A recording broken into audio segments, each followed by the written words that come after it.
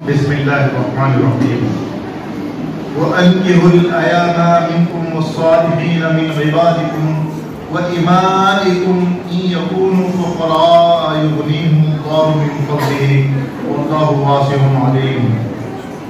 وقال الله تعالى ولقد أرسلنا رسلا من قبلك وجعلنا لهم أزواجا وذرية. صدق الله العظيم.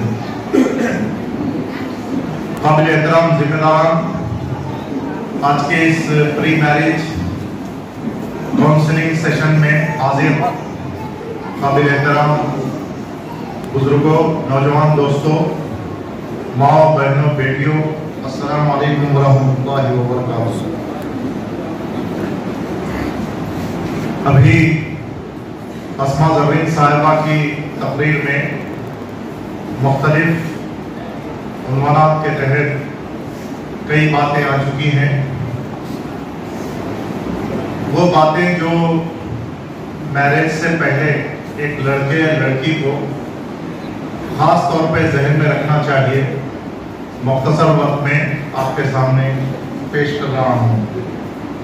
سورہ نور میں فرمایا گیا تم میں سے جو غیر شادی شدہ ہیں اور تمہارے غلام اور لونڈیوں میں سے جو نیک ہیں ان کے نکاح کر دو، اور اگر وہ غریب اور نادار ہیں تو اللہ اپنے فضل سے ان کو غنی کر دے گا، ان کو مالدار کر دے گا۔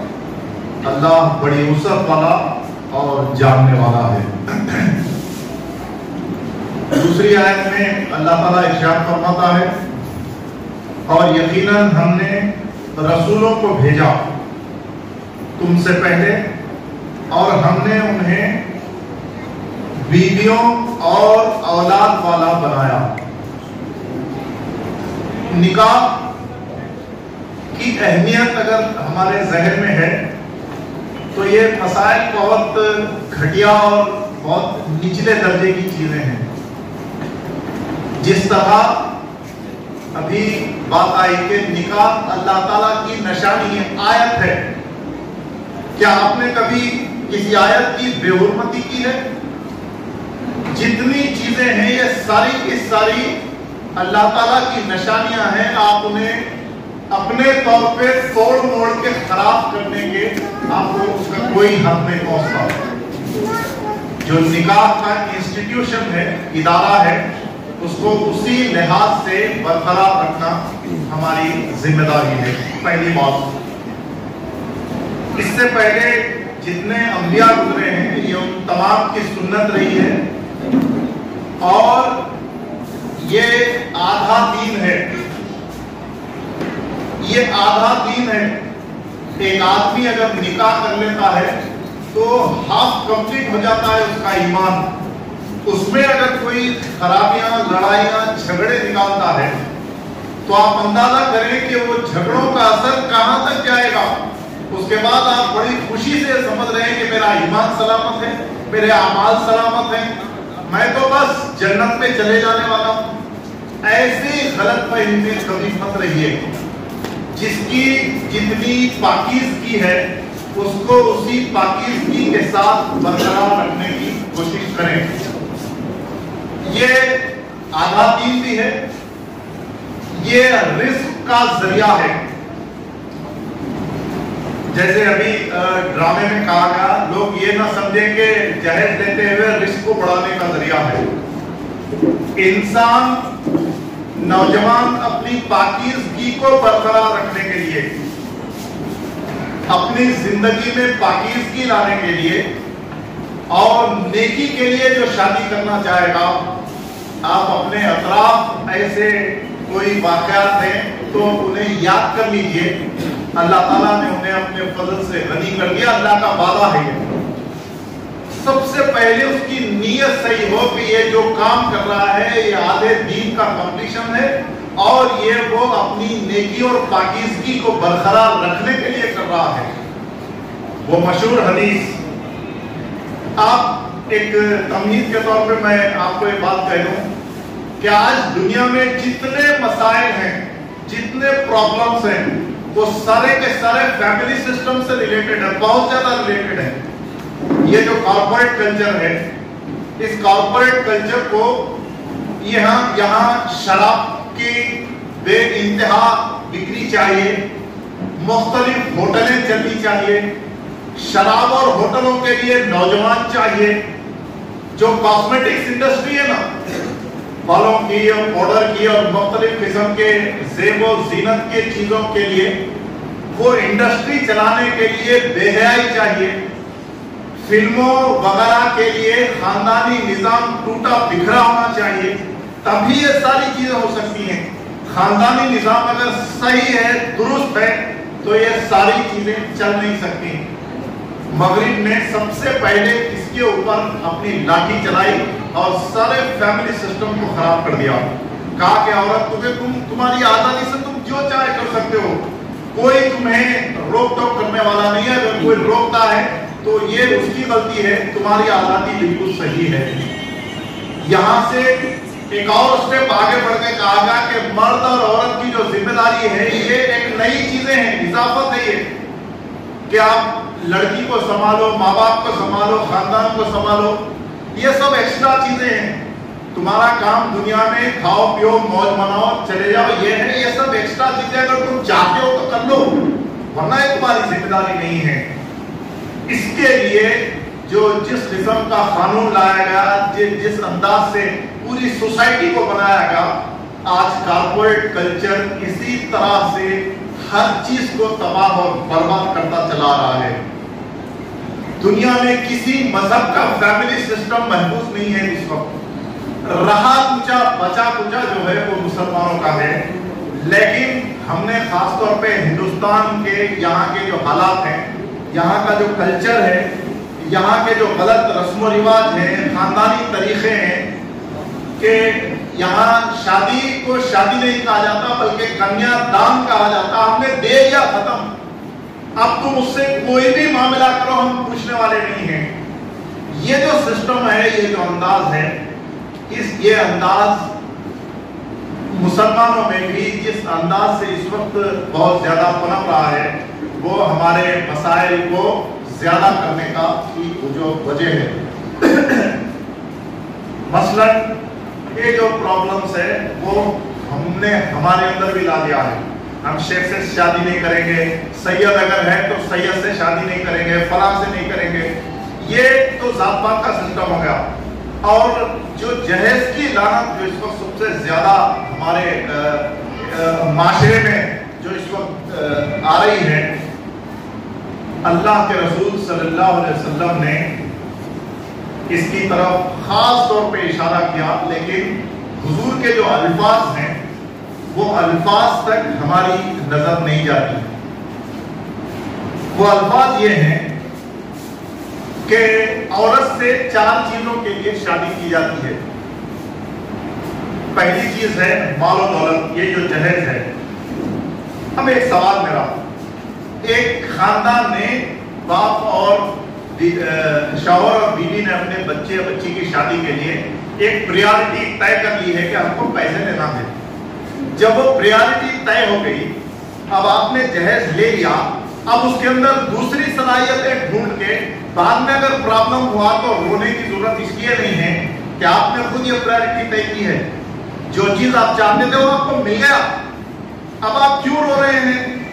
मसाइल अगर पैदा हो रहे हैं तो मसाइल इसलिए पैदा हो रहे हैं कि आपने जो तरजीह दी है आपकी तरजीह उल्टी हो गई है। तरजीह उल्टी हो जाने के बाद अब उस लड़की से सारी चीजें एक्सपेक्ट करना, लड़की को मालूम है कि इतने लाख का जहेज दिया गया, अब वो पूरी तरीके से वो सारी चीजें जहन में लेके आएगी। आपने फरमाया लड़की से शादी की जाती है माल और दौलत के जरिए से की वजह से, दूसरे खानदानी हसब नसब की वजह से, अच्छे हाई फैमिली में है, पढ़ा लिखा घराना है, बहुत अच्छी फैमिली है, इज्जत और शर्फ वाला। उस जमाने में भी जिस तरह कबीले हुआ करते थे, कुरैश के कबीले थे, उस खानदान में शादी करना अपना फजल समझा जाता था। आज भी बड़े खानदान है, बड़े खानदानों में शादी करना एक बात इज्जत समझा जाता है। तीसरा यह कि किसी लड़की के लिए उसकी खूबसूरती की वजह से शादी की जाती है।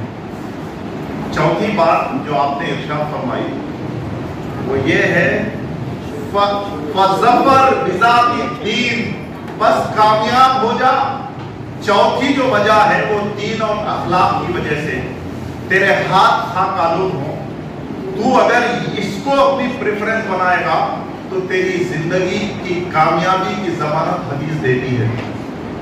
اب تین پریفرنس لے کے چوتھی چیز ڈھونڈ رہے ہیں آپ کہ آپ کی زندگی کامیاب ہو جائے، آپ کی زندگی میں کوئی مسئلہ نہ آئے، آپ کی زندگی میں کسی قسم کا پرابلم نہ آئے، جو مسائل پیدا ہو رہے ہیں مسائل پیدا نہ ہوں، تو ایسا ہو نہیں سکتا۔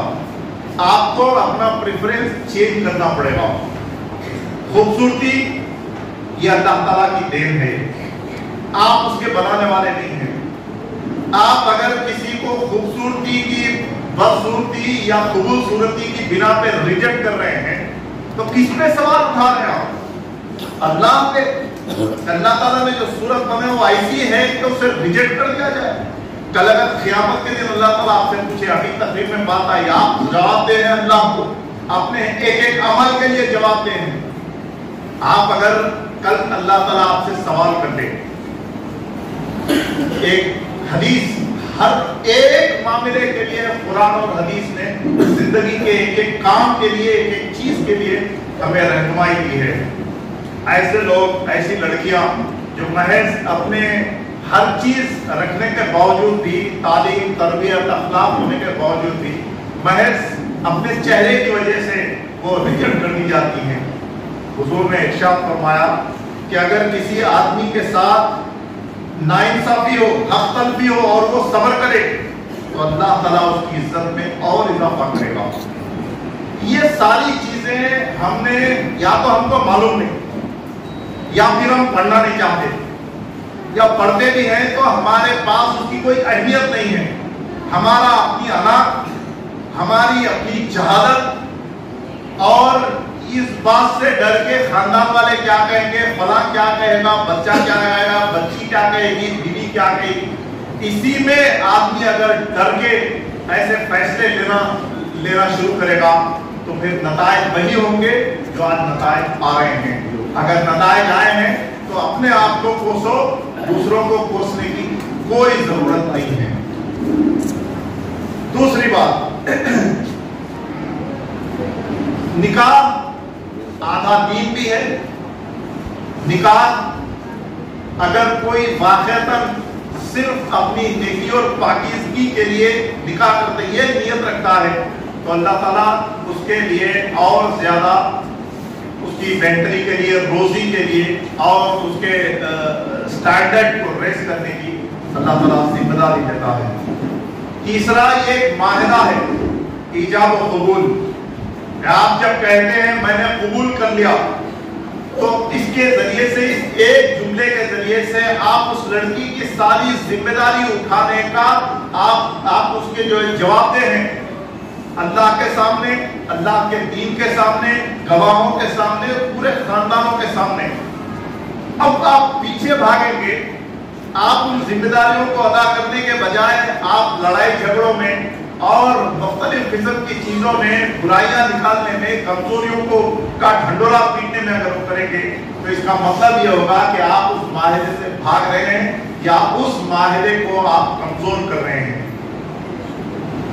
دنیا میں آدمی جو کچھ عہد کرتا ہے، جو کچھ وعدہ کرتا ہے، اس کے بارے میں ضرور سے پوچھو گی۔ اس لیے اس وعدے کے بارے میں بھی آدمی کو بہت زیادہ چوکنا ہونا چاہیے۔ چوتھی اہم بات وہ یہ ہے کہ شادی خاندان کی ابتدا ہے۔ اس لڑکے اور لڑکی کی وہ جو آیت ہے، آیت یہ کہ اس نے تم ہی سے تمہارا جوڑا بنایا۔ اللہ کہتا ہے کہ وہ جو نئی لڑکی آ رہی ہے وہ اسی کے جسم کا حصہ ہے، وہ اس کا ہاف پارٹ ہے۔ اگر تم اس کو دوسرے گھرانے کی، اپنے گھر سے الگ تصور کر رہے ہیں تو پھر آپ جانیے کس پہ کوسچن اٹھا رہے ہیں۔ جو لڑکی آ رہی ہے اس لڑکی کو یہ سمجھیے کہ وہ آپ کے بیٹے کا ہاف پارٹ ہے، اس سے ذرا بھی الگ نہیں ہے۔ وہ یہ سینس اگر پیدا ہوگا تو پھر اس سے محبت آئے گی۔ آپ پہلے ہی دن سے الگ کر کے سوچیں گے بیٹی بیٹا نہیں ہے بہو الگ ہے، ہر ایک کو الگ الگ خانوں میں اب آپ بانٹیں گے تو پھر خانوں میں بانٹنے کا خمیازہ بھی آپ کو بھگتنا پڑے گا. ہر خانے کی ذمہ داریاں الگ ہوتی ہیں. پھر آپ لائیں گے بہو، دیکھیں گے بہو کی نظر سے اور یہ سوچیں گے کہ وہ خدمت کرے بیٹی کی حیثیت سے، کیسے ممکن ہے یہ؟ آپ اگر اس کو بیٹی سمجھیں گے تو پھر بیٹی کی حیثیت سے وہ خدمت کرنے کے لیے بھی تیار ہوگی. تو خاندان کی جو ابتدا ہے اس ابتدا کی بنیاد کو بھی آپ کو سمجھنا پڑے گا کہ یہ خاندان کی جو ابتدا ہے وہ اسی کا حصہ ہے، اس سے یہ خاندان کی ابتدا ہو رہی ہے. اور وہ ابتدا اگر جہیز کے اوپر ہے، خوبصورتی کے اوپر ہے، حسب نسب کے اوپر ہے تو وہ ابتدا کامیابی سے چلنے والی نہیں ہے. ہاں آپ نے کوئی غلطی کر دی ہے، چلیے ایک چیز طے ہو گئی ہے، اب آپ پیچھے نہیں ہٹ سکتے.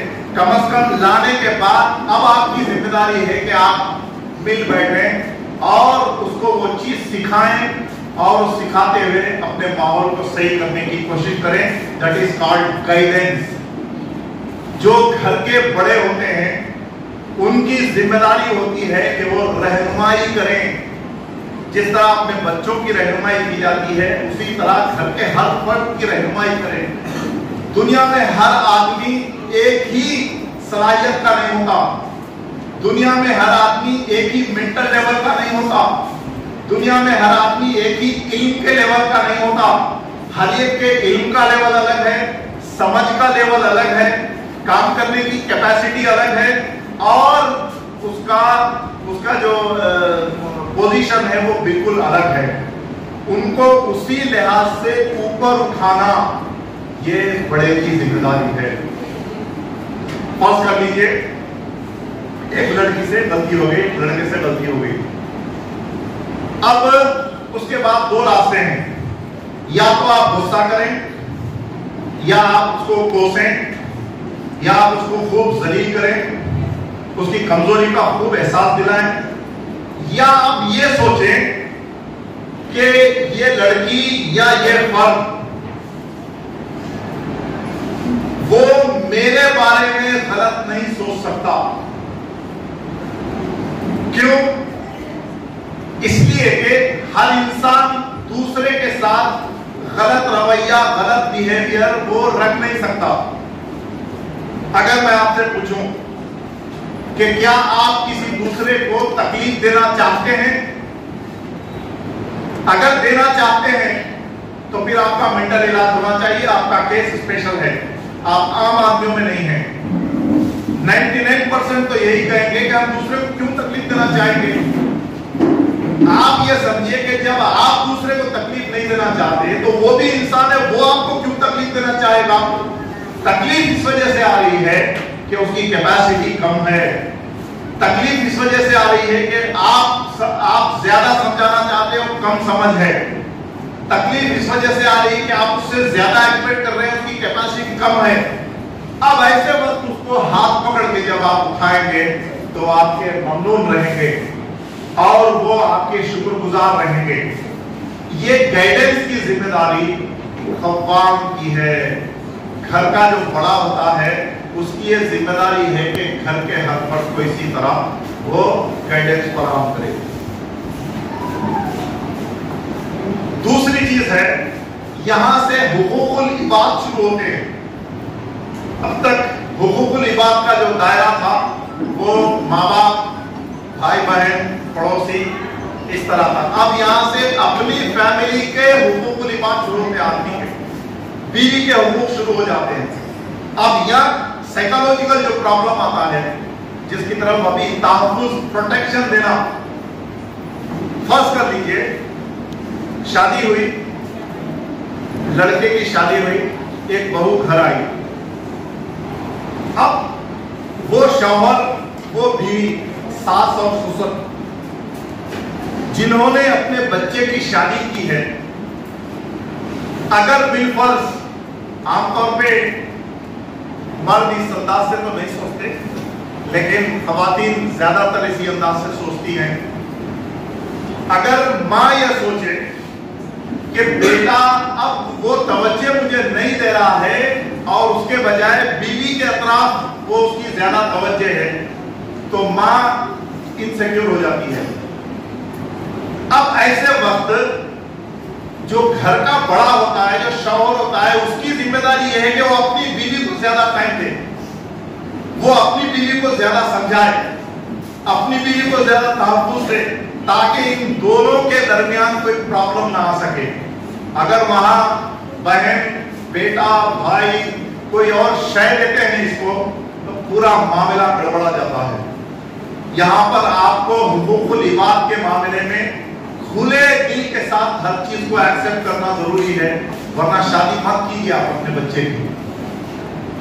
آپ کا دل تنگ ہے، قرآن کی آیت ہے، یاد رکھیے، جو دل کی تنگی سے بچا لیا گیا وہی کامیاب ہوا۔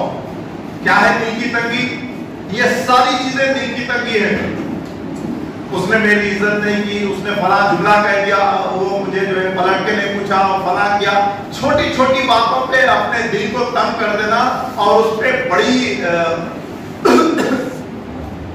مصیبت اور بہت تکلیف فیل کرنا اور رس جانا، اور اس کے بعد کئی زمانے تک بات نہیں کرنا، اس کی کھچڑی پکانا اور اس کے پیچھے ایک لمبی اسٹوری تیار کرنا، یہ دل کی تنگی ہے۔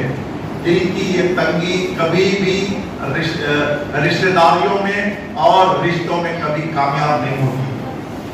کہیں بھی اجتماعیت میں دل کی تنگی کبھی کامیاب نہیں ہوتی۔ خاندان بھی ایک اجتماعیت ہے، اس میں ہر ایک کو کھلے دل کے ساتھ رہنا چاہیے۔ آنے والی لڑکی کو بھی اتنا ہی کھلے دل سے ایکسپٹ کرنا چاہیے، لڑکے کو بھی ایکسپٹ کرنا چاہیے، اور گھر کے ہر فرد کو اسی طرح ویلکم کرنا چاہیے۔ تب کہیں جا کے ہم اپنے جو معاملات ہیں انہیں سدھار سکتے ہیں۔ یہ زندگی کا سب سے امپورٹنٹ ٹرننگ پوائنٹ ہے۔ یہاں لڑکے اور لڑکیوں کی کچھ خواہشات بھی ہوتے ہیں، ماں باپ کے بھی کچھ خواہشات ہوتے ہیں، ان کو سپیس دینا یہاں بہت ضروری ہے۔ سپیس دینا، ہر ایک کی خواہشات کو پورا کرنا۔ جیسے ابھی بات آئی ٹرانسپیرنسی کی، خطبہ نکاح میں ایک خاص لفظ کہا گیا، وَقُولُوا قَوْلًا سَدِيدًا، صاف صاف بات کہو، گھماؤ پھراؤ نہیں۔ آپ جتنا ٹرانسپیرنٹ رہیں گے، جتنا بہترین انداز سے آپ کا کمیونیکیشن ہوگا جس میں کوئی ڈاؤٹ نہ ہو، آپ ایسی گھماؤ پھراؤ بات کر رہے ہیں، بیچاری پریشان ہے گھنٹوں سے کہ ساس نے کیا کہہ دیا، اس کی سمجھ میں نہیں آ رہا، اس کا دل کسی چیز پہ نہیں ہے، ادھر چائے پکاتے ہوئے ہاتھ چل گیا ہے، فلاں ہو گیا ہے، ماں نے بیٹے کو کچھ کہہ دیا ہے اور بیٹا پریشان ہے، یا خسر نے کچھ داماد کو کہہ دیا۔ آپ جو کچھ ہے قولوا قولا سدیدا، سیدھی سیدھی بات رکھو اپنی، اور جو کچھ ہے اسے کلیئر کر لو۔ بدگمانیاں اچھی چیز نہیں ہے، یہ بدگمانیاں پورے رشتوں کو خراب کر دیتی ہیں۔ بدگمانی تو جھوٹ ہے، بدگمانی ایک انتہائی انسان کے رشتوں کو کھا جانے والی چیزیں ہیں، شیطان کا بہت بڑا ہتھیار ہے۔ ایک نئی لڑکی آئی، اب وہ اس کے اپنے ماں سے بات کر رہی ہے یا اس کے بھائی سے بات کر رہی ہے، پورے خاندان کی نظریں اس کے پیچھے جا رہی ہیں، سب جاسوسی کر رہے ہیں، کیا کہہ رہی ہے، کس سے کہہ رہی ہے، کیوں بدگمان ہے؟ بدگمانی ہر لحاظ سے آدمی کو خراب کر دیتی ہے۔ اب ایک اہم چیز جو خاص طور پہ جو اس پوری پری میرج کاؤنسلنگ کا مرکز ہے وہ یہ ہے، اور یہ آپ کی پوری زندگی کے لیے ایک بہت بڑا سبق بھی ہے، ہم سب کے لیے ہے۔ جب ہم حقوق کی بات کرتے ہیں، رائٹس، اللہ کے حقوق، بندوں کے حقوق، ماں باپ کے حقوق، بیوی کے حقوق، بھائی بہنوں کے حقوق، یہ حقوق ہے کیا آخر؟ کس کا نام ہے حقوق؟ میرا خیال ہے کہ ہمارے پاس جو ہماری آڈینس ہے اس میں سے 99% یہ جو حقوق ہیں اس کو ڈسکرائب نہیں کر سکتے۔ کیا ہے حقوق؟ حق کسے کہتے ہیں؟ حق، اللہ کا حق کیا ہوتا ہے؟ اللہ کا حق کیسے ادا ہوتا ہے؟ माँ बाप का हक कैसे अदा होता है? इसके लिए चंद अहम उन हुकूक के अंदर आप जब उतरेंगे तो आपको अंदाजा होगा कि हक क्या चीज होती है। आप वो अगर जहन में रखें तो कोई मसाइल पेश नहीं आते। उसके बाद आदमी को तकलीफ उस वक्त होती है जब उसके हुकूक में कमी हो जाती है, राइट्स में। राइट्स उस वक्त पूरे होते हैं जब आप अपनी ड्यूटी पूरी करें। एक आदमी का राइट और दूसरे की ड्यूटी, वो ड्यूटी पूरी हो तो थर्ड पर्सन के राइट्स अदा होते हैं। आप अपनी ड्यूटी पूरी नहीं करेंगे तो उसके राइट्स में कमी हो जाएगी। जब राइट्स में कमी होती है तो तकलीफ होती है, मसाइल पैदा होते हैं। आप अगर अपने राइट्स, अपने जिम्मेदारियां पूरी करें और दूसरे को अपना हक दें, उसका अपना हक दें, तो फिर कोई परेशानी नहीं होती। अल्लाह ताला ने कुफार और मुश्रिकीन से कहा कि इन्होंने अल्लाह को पहचाना ही नहीं जैसा पहचानने का हक है। वमा क़दरुल्लाह हक़्क़ क़द्रिही, अल्लाह की उन्होंने कदर की ही नहीं जैसे कि कदर करने का हक है। किस तरह उसकी कदर करना चाहिए, कैसे उसका हक अदा करना चाहिए, ये हमारे सामने हो और जो हमारे पढ़े लिखे बच्चे हैं वो ये पॉइंट्स वो नोट कर सकते हैं। हक में सबसे पहली बात आती है पोजीशन। क्या मुकाम दे रहे हैं आप दूसरे को? आप आने वाली लड़की को या लड़के को बेटे और बेटी का आप मुकाम देंगे तो आप वही एक्सपेक्ट करेंगे, वही अमल आपको रिएक्शन में मिलेगा। आप उसे दूसरे खाने में रख के एक्सपेक्ट करेंगे तो फिर वही आप पाएंगे। जो पोजीशन है, जिसका जो पोजीशन है वो देना चाहिए। माँ का पोजीशन रखना चाहिए, बीवी का रखना चाहिए, माँ बाप, बहन भाई का, और रिश्तेदारों का, हर एक का पोजीशन तय है और उनको उनका ड्यू जो पोजीशन है, मुकाम और मर्तबा है, वो उन्हें मिलना चाहिए। बीवी के मर्तबे को ले जाके नौकरानी के मर्तबे पे आप रखेंगे तो फिर वहां से मसाइल पैदा होंगे। बीवी है, मुलाजिमा है, हाँ वो अपनी तरफ से और ज्यादा आपके लिए खिदमत करना चाहेगी, वेलकम। लेकिन आप उसको उसका पोजीशन अगर नहीं देंगे तो फिर वहां से प्रॉब्लम शुरू होंगे। आपको वो मुकाम देना पड़ेगा।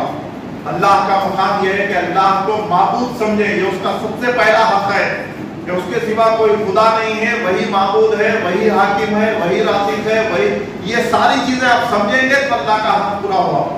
आप उसमें से कोई एक चीज नहीं समझ रहे हैं तो फिर अल्लाह का हक पूरा नहीं हुआ। यही से शिर्क शुरू होता है और शिर्क अल्लाह को कतई नापसंद है। ये बंदों में भी जिसके जो हुकूक हैं उन हुकूक को उसी तरह पूरा होना चाहिए। पोजीशन, मुकाम, मर्तबा, माँ बाप का मर्तबा माँ बाप को, बीवी का मर्तबा बीवी को, बहन भाई का मर्तबा बहन भाई को, रिश्तेदारों का मर्तबा रिश्तेदार को, ये देना जरूरी है। और एक मर्द को इस मामले में बहैसियत हाकिम, बहैसियत रूलर, बहैसियत खवाम, बहैसियत प्रोटेक्टर उसको ये रोल अदा करना चाहिए। सेकंड, हक में दूसरी चीज है इज्जत, रेस्पेक्ट। आप अगर रेस्पेक्ट नहीं देंगे, माँ बाप को वो इज्जत नहीं देंगे, बीवी को वो इज्जत नहीं देंगे, भाई बहनों को वो इज्जत नहीं देंगे, दूसरे इंसान को, वलक़द कर्रमना बनी आदम, और हमने इंसान को इज्जत बख्शी। अल्लाह ताला इज्जत दे रहा है इंसान को, उसकी बेइज्जती करने का किसी को कोई हक हासिल नहीं है। यहाँ तक कि अगर कोई इंसान मर जाए उसकी लाश को भी पूरी इज्जत के साथ दफनाया जाना उसका राइट है। आज जो हम जितनी इज्जत के साथ कब्रिस्तान में हमारे अपने मुर्दों को ले जाके सुलाते हैं वो खाली जस्ट रस्म रिवाज नहीं है, वो उसका हक है जो अल्लाह ताला ने उसके लिए रख दिया है। एक मरे हुए इंसान को उतना इज्जत दिया जाना चाहिए। एक मुसलमान को, उससे भी बढ़ के आपके फैमिली के फर्द को, उससे भी बढ़ के आपकी जिंदगी के हिस्से को, हाफ पार्ट को अगर आप इज्जत नहीं देंगे तो फिर घर का हर फर्द वही इज्जत दे। Give respect, take respect. آپ عزت دیں گے تو عزت ملے گی. آپ اگر بے عزتی کریں گے, تانے ماریں گے, گالیاں دیں گے, اس کے ماں باپ کو, اس کے مختلف پورے خاندان کو آپ گنتے بیٹھیں گے, تو ایک وقت ایسا آئے گا کہ آپ بھی بوڑھے ہو جائیں گے اور سارا پاور اس کے ہاتھ میں آئے گا. پھر اس کے بعد دگنی کا ناچ آپ کو رکھنا پڑے گا. یہ جو حق ہے انسان کو دوسروں کے حقوق کا بھی پوری طرح لحاظ کرنا پڑے گا, تو اس کو اس کا اپنا حق ملے گا. گھر کے بڑا آدمی اگر دوسروں کو عزت دے تو اس کو جو عزت ملتی ہے پھر وہ اس عزت کو بھلا نہیں سکتا. تیسرا ہے حقوق کا مطلب ہے, اسی لیے کہا گیا اللہ تعالیٰ نے اپنے حق کے بارے میں کیا کہا, جو دوسروں کے خدائے ہیں ان کو برا بھلا مت کہو. کہیں ایسا نہ ہو کہ جہالت میں وہ بھی خدا کو اور اللہ کو مختلف قسم کے غلط الفاظ سے یاد کرنا شروع کر دیں. یہ اس کا پوزیشن ہے جو مینٹین کرنا چاہیے. ایک ایک چیز, ایک ایک ہدایت ہماری زندگی کو صحیح کرنے کے لیے ہوتی ہے, لیکن ہم یا تو جاہل بن کے رہ جاتے ہیں, پڑھنا نہیں چاہتے, یا پڑھتے بھی ہیں تو ہم اپنی زندگی میں لانا نہیں چاہتے. پری میرج کاؤنسلنگ ہی نہیں بلکہ زندگی کے ہر ایک مرحلے کے لیے یہ چیزیں انتہائی اہم ہوتی ہیں. حق, دوسروں کو حق دینے کے لیے ان کا مقام اور مرتبہ ضرور رکھنا چاہیے. حضور کی سیرت دیکھیے, اگر کسی قبیلے کا سردار آ جاتا تو اس کے ساتھ آپ کا جو ایٹیٹیوڈ ہوتا وہ الگ ہو جاتا. ایک معمولی غلام آتا تو اس کے ساتھ جو برتاؤ ہوتا وہ الگ ہو جاتا. لوگوں نے, صحابہ نے پوچھا تو آپ نے فرمایا کہ جس کا اس کا مقام ہے اس کو اسی کے لحاظ سے ٹریٹ کرو. ایک باعزت آدمی ہے, آپ اس سے انتہائی جو ہے ترش روی کے ساتھ آپ بات کر رہے ہیں, یہ صحیح نہیں. تو مقام, مرتبہ, عزت. تیسری